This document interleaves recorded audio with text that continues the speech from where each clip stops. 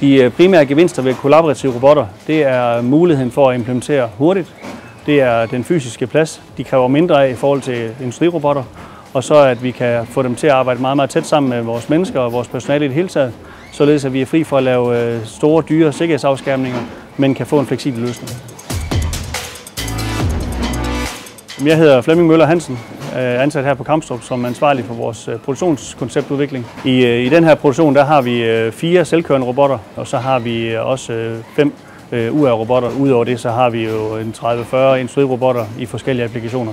De bedste råd, jeg kan give, hvis man skal til at starte op fra ingenting i forhold til kollaborative robotløsninger eller robotløsninger det hele taget, det handler om at få afprøvet sine produkter, sit mix, sit produktionsflow i nogle små lukkede testsetups. Vi har i hvert fald været meget optimistiske omkring, hvor hurtigt man kan få en stabil løsning ud af den her teknologi.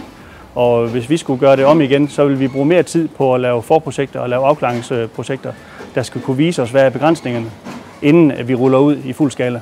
I forhold til uddannelse, der bør man ikke undervurdere opgaven. Det er ikke en sund forretning at indføre en kollaborativ eller bare en robot i det hele taget, uden at have uddannelse af medarbejdere med i tanken. Fordi man får ikke den fulde effekt af robotten, hvis ikke man kan sikre den rette optid efterfølgende.